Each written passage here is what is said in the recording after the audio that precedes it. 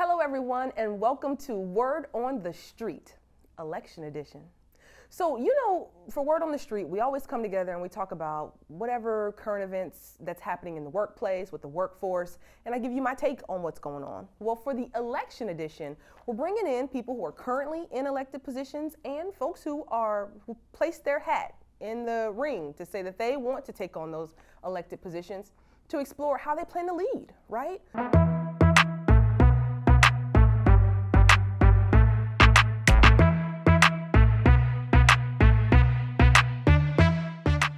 Hello everyone. Joining us for this issue of Word on the Street Election Edition is Caitlin Baggott.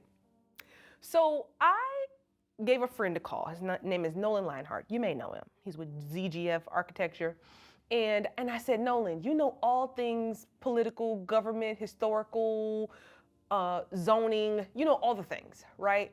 Please help me understand the way that the new form of government at the city of Portland is going to be working, because I'd heard that he was involved with it. And let me know, just break down the science behind this ranked choice voting process. Because although your girl is highly educated, I was still profoundly confused as to how it worked. To which, and that was all in the form of a text message, fun fact. He responded back, lickety split, and he said, you know who you should talk to? Caitlin Baggott. He said, she knows all the things, she knows it better than anybody else, and that's who you should reach out to. Do you know her? I'm like, yeah, I know her. Go way back with Caitlin. I was in Caitlin since way before pre-COVID. Before pre-COVID was even a thing, I hadn't seen you. So I said, let me reach out to her. And guess what? Caitlin Baggott said that she would come and spend some time with us, kind of walking us through some of the reimaginings of the city of Portland and the way in which it works, as well as rank file voting.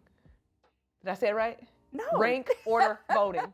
Rank choice voting. Rank choice. I mess it up every time, y'all. Rank choice voting. She's gonna walk us through it. So to begin with, Caitlin, can you just tell our viewers who you are, where you work, and how you became affiliated with this whole thing that's happening at the city of Portland and the ballot? I would love to. It's so good to see you. Good Thank to see you you. for inviting me in. I mean, I don't know if I have all the answers, but I'm happy to have a conversation. Nolan said you had all the answers. Oh, Nolan. So I'm Caitlin Baggott Davis. I lead the work of a private foundation, a research group called North Star Civic Foundation. We have a mission to create places where civic leaders, elected leaders, can come together and learn about really wonky policy topics, develop solutions together. And this is one of those really wonky policy topics. We started digging into work related to Portland elections a few years ago, 2017, 18, 19. And there were a lot of organizations in Portland who were looking into it at the time. City Club of Portland, yes. The Women's League, the League of Women Voters, doing research about how the city works right now, how it delivers core services to all Portlanders. Yep. Spoiler alert, it doesn't do a great job. There are real equity issues with delivery of services in the city geographically and in low-income communities and communities of color. Yeah. And the folks who were researching that, people with City Club of Portland and the League of Women Voters, started breaking that down. How do we deliver a form of government that can do a better job of delivering core services to Portland in a way that is equitable? And that's the start of all of this. That's where it goes back to. We got involved with supporting research, and whose research was it? Was it City Club's research? Yeah. Okay. Yeah. And from their first research study about our form of government, I don't know if you and all of your audience know, Portland's current form of government, where we have 5 city commissioners who are elected citywide. Yes. And once they're elected, they manage a bureau. Yes. Whether they've ever managed 5 people or not. A suite of bureaus. Right. And so somebody who maybe is connected in the community and has a great vision for the city, but has never managed 5 people, might suddenly be in a role where they're managing 3,000 people. That's right. And a specialized service that they've got no background on. That's right. And Water Bureau. Right? Parks. They're big, right? Peabody. So the City Club of Portland research said, there are more effective ways of doing this. There are cities that have a city administrator, that have city councils whose job is to represent community, but the execution, the executive function is separate. But they said, on the equity issue, you got to go one layer deeper, because how we vote for our city council has a really big impact on whether that city council really represents you. And so they created a second study so that they could understand that. Okay.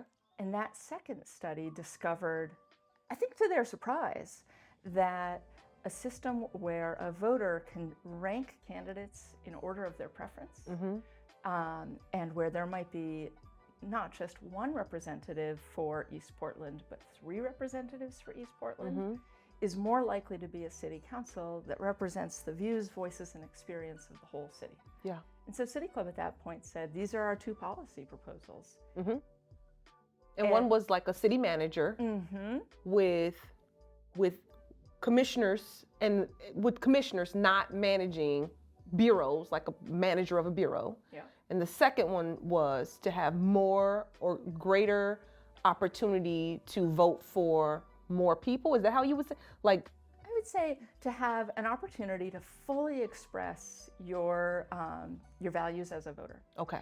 And we can get to that in a second. So, well, I don't know. Do you want to just dive in on ranked choice voting? Well, those were the 2 policies that City Club proposed and pushed forward. Yep. What happened after that? Yeah. So this is such a great saga, right? Yeah. So that's like 2019. I don't know if you heard that some of what happened after that is the pandemic. Yeah, I heard a little bit about it. But every 10 years, this is kind of cool actually, every 10 years the city of Portland says, we're going to put together a group of residents of the city to look at our charter, our governing document, right? And let us know if there's anything about it that should be updated. This is just sort of good. Every 10 years, you get some people in to take a look under the hood. Okay. And I didn't know this happened, and I worked at the city, so that sounds cool. So yeah, it is cool because there's a lot of important stuff in our charter. Right. And the reason City Club and the League of Women voters did their research when they did was that they knew that this charter reform process was coming up in the city. And so they completed it before the city's process. The city put together their Charter Review Commission with 20 Portlanders from all over the city, just an incredible group of civic leaders. People who had worked for the city, worked for the county, who worked in community, who represented a range of values and ideologies in the city, who represented different culturally specific communities. It was a great group. That group then spent a year and a half studying these issues, looking at other cities, talking to city administrators and city council members in other cities, talking to the national organization that provides governance direction to cities about what are best practices. Right. If we're looking for a way to deliver services equitably in community, like what does that look like? And I spent a year and a half doing research, and they came forward with a set of recommendations that looked a lot like the recommendations that the City Club had developed. So 2 independent groups went through. And there was no overlap between the 2? There was there overlap? I'm trying to remember if there were any City Club. Yeah, there's one. Robin Yee was on the City Club committee and I think was also on the Charter Review Commission group. I could be wrong, but I think that Robin is the only one. And so they went through their own processes and they came up with relatively similar proposals. Yeah. And then in the city process, because a supermajority of those 20 people on the Charter Review Commission agreed on the policy, it went straight to the voters. Right, but that was just was that for both of the policies? The rank choice? So that it did a variety of things that are all hard to pull apart. Okay. Right? There are 4 key parts. This fall, we will use ranked choice voting on our ballots to rank candidates in order of our preference for city council and mayor and auditor. Second, we'll be voting in districts for the first time. which means that if We only vote for the folks who will be in our district exclusively. that's correct. Like when we're voting for somebody in the state legislature. Right. Right? Okay. In our city council races, for the mayor, we're voting citywide. Citywide. Everybody will have a chance to vote for mayor and for auditor. Yep. And the other thing that changed was they created the executive branch with the mayor and the city administrator, and the representational branch with the city council. And so those are the four things. Okay. So normally when you get your ballot in November, it's one piece of paper and you bubble it in, right? There's this one piece of paper, 'cause I got like multiple pieces of paper. Maybe it's a bunch of paper. But you're going through it all at the same time, and you're bubbling in for judges and for new taxes and all the things. Now that we have rank choice voting, I got it right this time, didn't I? You got it right. Oh my gosh. I've been calling it rank file. I've been calling it all kinds of things. Like, what is happening? Now that we have rank choice voting, it'll be integrated into the current election ballot that we've historically had, but only the city will be impacted by it? If I understand what you're asking, you're going to get a ballot in the mail the way you always have before. Right. And in the same way that you and I live in different parts of town. Right. And so when there's a... Oh, I don't know. I live in Northeast Portland. Where do you live? Southeast. Okay. So when we're voting for a state legislator, my state legislator isn't the same as yours. Right. My ballot has my state legislator on it and not yours. Right. But it's still one bubble for the person that I'm voting for. Now there will be multiple bubbles, and I think this is now a good... you. Yeah. This is roughly how this works. Okay. This is this is a draft of what our ballot will look like this fall. And this is on a website that's really great. It's called Rose City Reform. They do such a good job. Okay. And so they have this posted on their website, and I'll share it with you. And so it says, rank as many candidates as you wish, up to 6. And so let's say candidate AB, we'll pretend that that's the person's initials. Let's say that's your first person, so you put that rank 1. Okay. It's my first choice. So Caitlin, you're candidate A. And you're my first choice. I would rank it number 1. Okay. And then you're also running. Yep, Cyrilla's running. And you're going to vote for yourself candidate 2. I'm not sure why you're doing it that way. But I definitely have greater confidence in your ability to lead the city than me. Okay, makes sense to me. And that goes down the line like that. Okay. Now, you might look at your ballot and say, there's really only 3 candidates here who I support. That's fine. Vote for 3. Okay. Right? But you can vote up to 6. You can vote up to 6. Now, this is going to be embedded into the ballot that we have historically gotten. Yeah. Is this the instruction? Rank as many people as you want? Up to 6? I don't know. And I know that this is on the Rose City Reform website. It's from the county. My understanding is that there are still a few more months before this is going to be finalized. Okay. What do you think would be helpful? I just think that some information about what a ranking of number 1 versus number 2 versus number 3 up to number 6, what it means. Is there a point? Like, do I get does Cyrilla get 1 point for my vote? And then do I get to break it up into 6 parts? But if I break it up into 6 parts, every person gets 0.2, or no, it'd be 0.15 points. I see what you're saying. But if I break it into 3 parts, every person gets 0.33 weight of my 1 point. And if I only do 1, does that person get 1 full? Like, I feel like I talk to a lot of people about governance, about leadership, and about like voting their pocketbook, voting their rights, voting their passions, voting their family needs, because we're in the people business. And I know that people are fundamentally confused about switching their entire paradigm with respect to voting, because one person, one vote, right? That's what they're used to. But now it's one person, 6 votes. Right? Yeah, I just see think what that you're it's saying. a paradigm shift for folks that not only are they likely struggling with, but I too am struggling with it. Yeah. Right? Yeah. What does it mean to give a second place vote to someone. And I know we're going to get into it, but I definitely think that that's one of the things people are grappling with. And I also want to be super clear. This ranked choice voting will only be applicable to the city of Portland and the city auditor. Well, no, that's a great question. So in 2022, when a majority of voters said they wanted this system for the city of Portland, they also voted for it for the county. Also the county. Right on. And also on the ballot this year will be the opportunity for every Oregonian to opt into this system. Tell me what that means. Every Oregonian can opt into this system, even though it only applies to the city of Portland and Multnomah County today. Well, no, I mean, so several years ago, Benton County adopted ranked choice voting. Huh. The Oregon legislature last year referred to the ballot a measure which would allow every government in Oregon to adopt this and would automatically put it in place for some races. So, like, let's back up a little bit because we're getting kind of technical. Yeah. You're blowing my mind right now.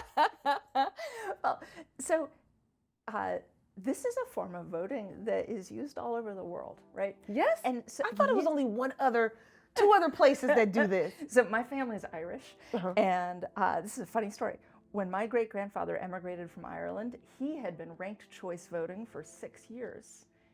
What year did he move here? 1926. Oh. Uh-huh. Huh. Yeah. So I want to pull this away from feeling complicated. We had this crazy ice storm a couple days ago, right? Yes. And I don't know about you, but like we were stuck in our house for a couple of days. We were. And when we finally had the chance to go to the grocery store, my husband offered to pick up some ice cream because I was really wanting some ice cream. He said, "What kind of ice cream should I get?" And I said, "Well, if they have the good strawberry, I want that. But if they don't have the good strawberry, any kind of chocolate will do." Oh, right on. That is ranked choice decision making, right? Mm-hmm. If they have the thing I really like, you know what that is. But if they don't have it, if we're not going to get it, I want my second choice to have voice also. Okay. Right? How often have you looked at your ballot and thought, "Oh, here's a candidate who I really like, but I hear they're not going to win. Mm-hmm. And so strategically, I'm not going to vote for that person because I want my voice to count. So I'm going to vote for somebody who's kind of eh." Well, I've definitely seen that happen. You know, there was a campaign that said a vote for this person is a vote against this other person, right? Where it was like you're siphoning votes away from this our candidate, and then you're gonna get this bad thing over here if you do that. So I've definitely seen those kinds of you know, the political anxiety that they provoke with those kinds of narratives, and this could eliminate that. Well, I would hope for a voter this fall looking at your ballot that you say, "My heart is with candidate A. Mm-hmm. I'm going to put that person in number one." Yep. That's what I really believe in. Even if people tell me that person can't get elected, right? But then you say, "And I got backup," right? That you look at your ballot and you say, "There's another candidate who I think could probably do a good job." Yeah. You give that person your second choice. Maybe there's a third person, you're like, "I'm just learning about this person for the first time. I don't know if they could do a good job, but they seem like they're informed and good for them for running for office. I guess I'll give them my third choice." That's not saying that you're giving each person a third of your vote. That's saying that for each of those candidates, you have a different level of confidence in their ability to do the job. But that if your first choice isn't available, if your first choice, it turns out, isn't electable, that your vote still counts. Your vote isn't lost because you were part of the 49% of Portlanders who didn't vote for the winner. Yeah. So this is a funny thing about the winner takes all elections that we've been having. Yeah. Is that if you have a candidate who wins by just a couple of points, yeah, that disenfranchises the 47% of candidates who voted for the other person. Yeah. Right? That's the kind of elections that we've been in. So we've identified that it's not a fractional point, like a weighted point system. Number one gets 60% weight of your vote and 30%. Okay, I get it. I'm a biologist. I try to make things into very specific quantifiable, structured designs. That's just who I am. However, let's say you, me, and person X, all three of us are running for mayor. Okay. All three of us are on the ballot. Mm-hmm. All right. Teresa, Uh-huh. right, has her ballot, and she says, Cyril is my number 1, Caitlin's my number 2, person X is my number 3. Mm-hmm. Okay. But when we tally up the votes, right, Cyril's got 25% of the number 1s. Mm-hmm. Caitlin got 55% of the number 1s, and person X got whatever the remainder number 1s are. I win. You win. What about the number 2s? What if I came in? What if my number 2s are 85? I got 85% of the number 2s. Mm-hmm. You got 10% of the number 2s. Person X got 5% of the number 2s. Well, then we know that you ran a really strong race, and you should run again next time. wait a minute. I don't like it. So let me take your example and play it a slightly different way. Okay. So, same three of us are running. Mm-hmm. Cyril, Caitlin, person X. Mm-hmm. Teresa fills in her ballot. Mm-hmm. All the ballots are counted. Mm-hmm. You get 45% of the number 1 votes. Mm-hmm. And I get 46% of the number 1 votes. Okay, I like this. Person X gets whatever's left over. Uh-huh. Now, in our current general election, I win. I have one more point than you. I win. One point. Yeah. In ranked choice voting, they're like, time out. Neither one of you has more than 50% of the votes. Interesting. We're gonna look at those second choice votes. Okay. And it turns out you've got 85% of the second choice votes. But 45% of the number 1s. 46% of the number 1s. And I've only got like 10% of number 2s. Okay. I mean, I'm not doing the actual math right here, but my hunch is that you win, right? My hunch is that because you have a really high number of number 1 votes and a really high number of second choice votes, that there is broader support. There are more Portlanders who think she could do a pretty damn good job. And you should win in that situation. Well, okay. I like the scenario. Person X is out. Person X is out. And what did they have? Did they have 5 votes? 5%. I hope your and audience like 2%. isn't doing math. Don't do quick math with us, gang. Let it go. Let it go. All right. But here's my question. So can I tell you what? Yes. So person X had 5 votes. Those 5 votes are divided up among their number 2 choices. Okay. So those. So they come over to us at some level, depending on where we ranked for them.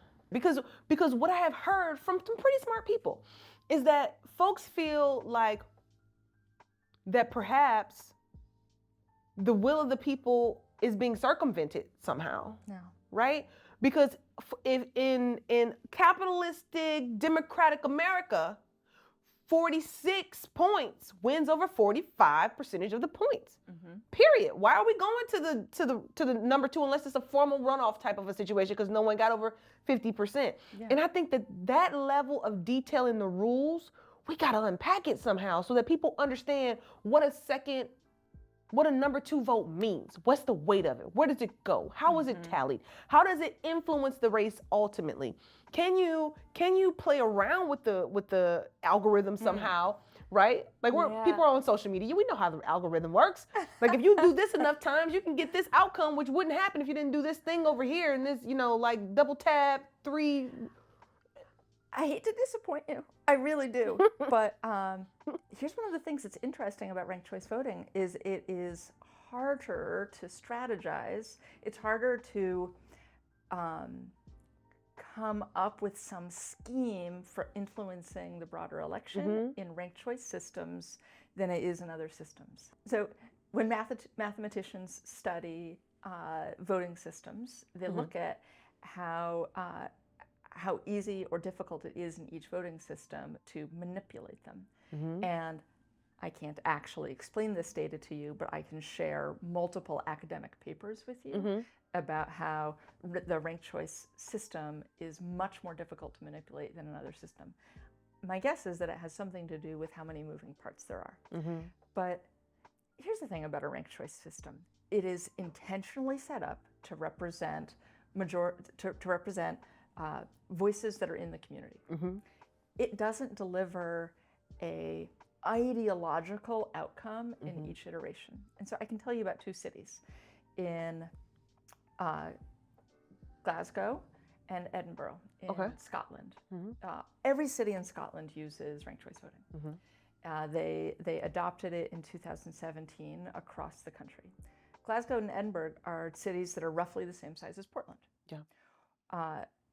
Edinburgh is more of a sort of working class, blue collar, patriotic to the UK kind of city. Glasgow is an arts and college community, a little Eugene-like. And those two cities both have the same election system, ranked choice voting. And they deliver really different electoral outcomes, as you would expect them to, right? Because the system is representing the voices that are in the community. So in Edinburgh, you're going to see more people represented who are talking about working class and labor issues, more people who have conservative values around maintaining a loyalty to the UK. In Glasgow, you have more people who think that Scotland should be independent. You have more people who are in the Green Party, right? Exact same election system, its job is to represent voices in the community. I've served on a bunch of boards. I have several times had frustrating experiences where slightly less than half of board members had a perspective that the board didn't adopt because winner takes all, because the majority, even a slim majority, rules. And in situations like that, you think, man, we're 40% of the room and our voice doesn't count at all.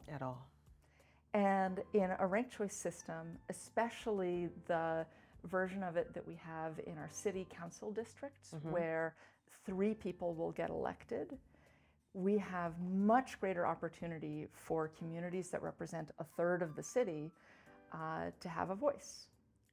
That's a lot of different kinds of communities. You think about whether small business and business perspectives are represented on city council. Is that a third of the city? Is there a larger constituency for those voices than we're currently seeing? You think about renters. Is that a third of the city? Well, yeah, it's more than that. There's more voices than we're currently seeing. You think about communities of color. It's close to being a third of the city. And I think that, I know that for the City Club of Portland and for the Charter Review Commission, one of their concerns was how to create a voting system that would make sure that significant constituencies in the city had a meaningful choice. All right, gang, so in the description of this video, there are going to be a few different resources there for you. There's going to be a link to the voting document. I mean, it's iterative. It's not in its final stage, but it is accessible to the general population, so you can see kind of the way in which the rank choice voting process works. Number 2, a link to the website that Caitlin was just referencing. Can you say the website one more time? Rose City Reform.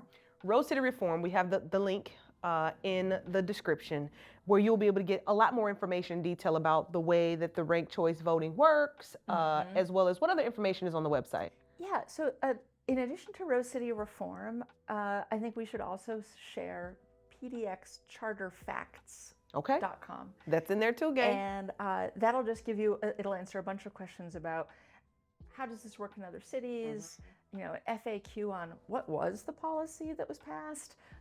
So that if you have those kinds of questions, you know, you've got a resource. So we just gave you a bit more information, detail about ranked choice voting. I know that we didn't answer all of your questions. I've gotten a lot of questions about this topic, but definitely click the link for the resources. I now want to turn our attention to the new governance structure of the city of Portland. So again, this conversation was twofold: ranked choice voting as well as the new city governance structure. We've got a city mayor that's coming on board. We've got triple the number of city commissioners, I believe. Is it quadruple or triple? It's not quite triple, although we've already showed that we're not that good at math. Fun fact. No, but we have 4 and we're going to 12, right? I see what you're saying. I think of the mayor as being a city commissioner now. Oh, okay. Yeah. Yeah. I mean, basically. Yeah. Basically. But it is a tripling of the city council from 4 and a mayor to now 12 commissioners, a mayor with a city manager reporting up into the mayor. Mm-hmm. And the city commissioners no longer being in charge of a portfolio of bureaus over which they usually didn't have a great deal of expertise. So that's going to go away. Yeah. Now, tell me about the new design of this form of government.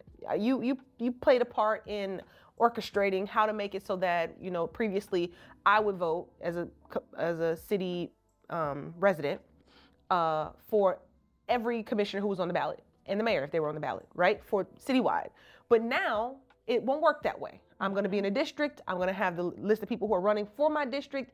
In addition to that, not just one person will be representing my district, 3 people will be representing my district. And what was the thinking behind that? What does the research say? Why is this the strategy and the approach? I've seen this in Chicago, but not quite the same way, where they have wards, yeah. right? But the wards tend to be a bit segregated as well. So it's a very interesting design over there. But I'm just very interested in what was the catalyst for the design from your vantage point? Yeah, so this gets back to delivery of services and access to representation, right? So the 4 districts in Portland will be roughly East Portland, North and Northeast Portland, Southeast Portland, right, and West Side and the sort of Sellwood area. And those districts are, they have to be, by federal law, equal population size. Okay. And there was a districting committee that tried to even it out, yeah. right? And so the Charter Review Commission, I think wisely, said we're not going to answer all questions. They put forward a ballot measure for the voters to vote on that 58% of Portlanders agreed to, that created the form of government, and it automatically created a districting commission, so separate people, and also a salary commission. This might be very interesting to you, right? Yeah. And those 2 commissions worked independently. The districting commission talked to thousands of Portlanders. They looked at the ways that we currently map our communities, right? So you've got your neighborhood lines where you've got neighborhood associations connected. Right. You've got your school districts, an important way of connecting in community. You've got your precincts. There are already different ways that we map and divide ourselves. There are like the throughways that go through the city. They looked at all of that, and then you have to make the population equal across the city, and they divided it into the 4 districts. Each of those 4 districts will have 3 representatives on city council. For East Portland, which I believe has had 2 city council representatives in the entire history of the city. Amanda Fritz? East Portland? Wasn't she East? So I believe Randy Leonard. Okay. I believe Joanne Hardesty. Yep. I don't know about Amanda Fritz. Oh, I thought she was. Huh. Anyway, maybe 3, but I think it's 2. We can look it up. We can. And but East Portland will have 3 representatives in 2025. Yeah. Right? Well, no, they'll have 6, right? Because they'll have Southeast and Northeast. I see what you're saying. Southeast Portland has always been rich in representation. Gotcha. Right? If you live near Ladd Circle or Irvington Park or Laurelhurst Park, you've had a lot of representation in the history of the city. Okay. If you live east of 82nd. So you're talking out here by where Workplace Changes. Yeah. And so some of the thinking was, how do we guarantee that every part of Portland has some level of representation. Gotcha. right? Okay. Now, the challenge to breaking a city into districts is in cities that go too small, you start breaking down your culture of citywide interest, citywide pride, Right. You start thinking, and as we can see in case after case in cities around the country, that one neighborhood says, well, we don't want the affordable housing here. Right. We don't want transit running through here, right? And those are terrible for the city. Yeah. At a time when we need affordable housing everywhere, we can't afford to have a small district with a single representative who says, well, the only way I get reelected is if I block every affordable housing that comes through. Right on. And so the as the group was thinking about, as the Charter Review Commission was thinking about the size of district and also how many representatives, if you've got 3 people representing a relatively large district, it is more likely that those 3 people, A, will be able to represent more of their district, right? And B, that those 3 people in a relatively large district can also think about the interests of the city as a whole. Yeah. So what if, and this is one thing that I didn't think of, but other people brought it to my attention. What if you get people who are running on particular passions, such as biking, right? Like, I'm a bicycle enthusiast. I believe my district needs more bicycle lanes. And so that is how I'm campaigning. That's who I'm campaigning for. That's who I'm talking to. That's my constituency. But let's say that they're in a historical part of Northeast Portland who not all that interested in additional bike lanes. It's concentrated with more Black and brown people. You got a lot of people who've been there for multiple generations of color, and there is some conflict between kind of the bicycle lane pursuit and street parking and things of that nature. So let's say you get 2 or 3 people who are really passionate in the district about the bicycle lane. Like, how does that show up? Because now you're not really advocating on behalf of the entire city. You're advocating about a particular passion that you really have, an agenda that you have specifically. How does the multi-representatives per district take that into account? Yeah. I mean, unfortunately, those kinds of candidates don't tend to do well in ranked choice systems. Okay. Ranked choice systems really elevate the voices at the center of a community. Yeah. And that center looks different in every city in the world, right? As we talked about already with Edinburgh and Glasgow, the center in Glasgow is a little more to the left, a little bit more green, a little bit more arts and culture. The center in Edinburgh is a little bit more working class, a little bit more traditional values. Yeah.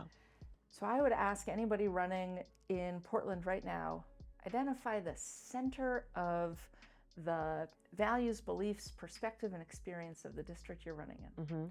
And if you think the majority of people in this district are all about bikes, then develop a campaign strategy that has bikes as part of it, but also recognize when you're a representative for a community, you're going to need to be able to represent everybody in that community. And if you're going to run a successful campaign, you're going to need to demonstrate in your campaign that that is your vision, right? And that those are skills that you have. I think that right now in Portland, we're seeing really significant divisions. And one of the things that makes me very hopeful about the form of voting that we've adopted is that it has a tendency to unify communities. Yeah. Because what it does is it brings all the voices that are potential significant constituencies, big stakeholders in a conversation, it brings them to the decision-making table. You'll have 12 city council members who more likely than not represent far more voices and perspectives than the 4 that we have right now. Right on. That's good for Portland. It's good for our democracy. It's good for our families and communities, right?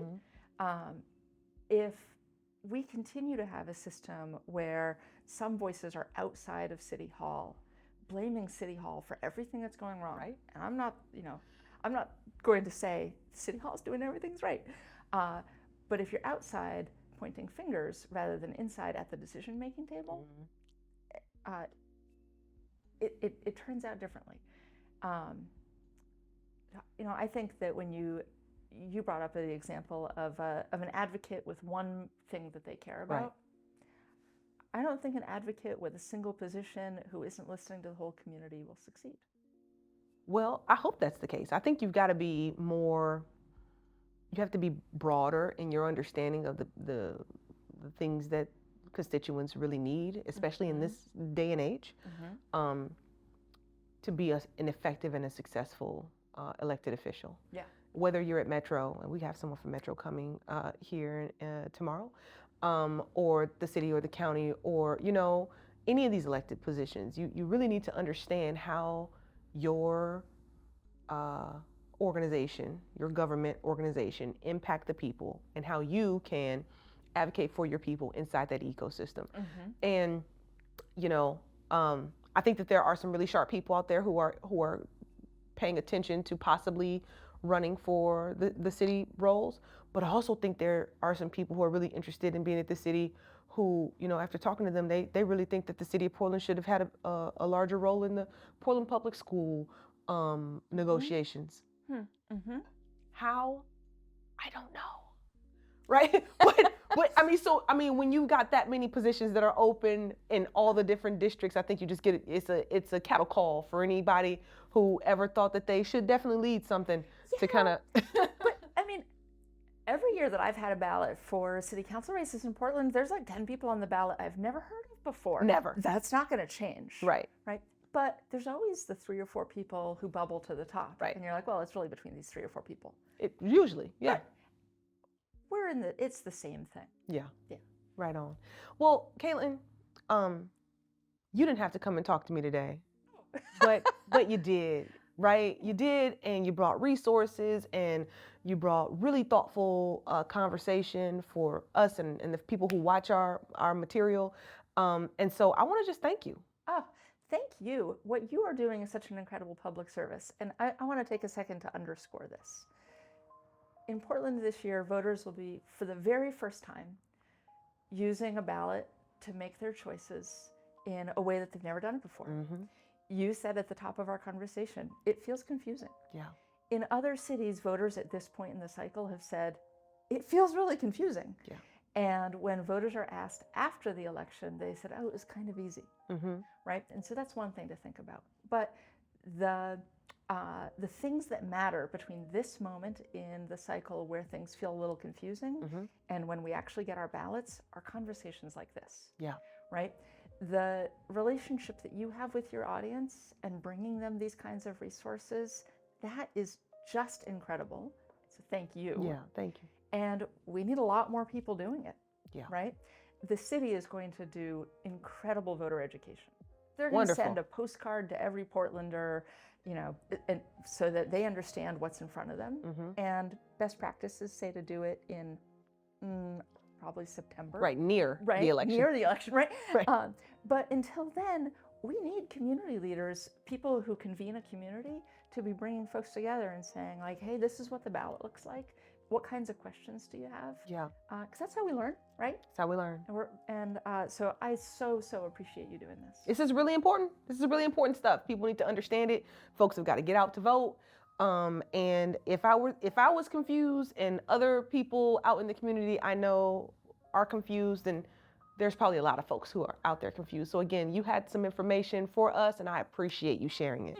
All right? Yeah. So Caitlin Baggott, we're going to have a link to her foundation on the site as well. Please join into the chat, click all the links, ask some additional questions.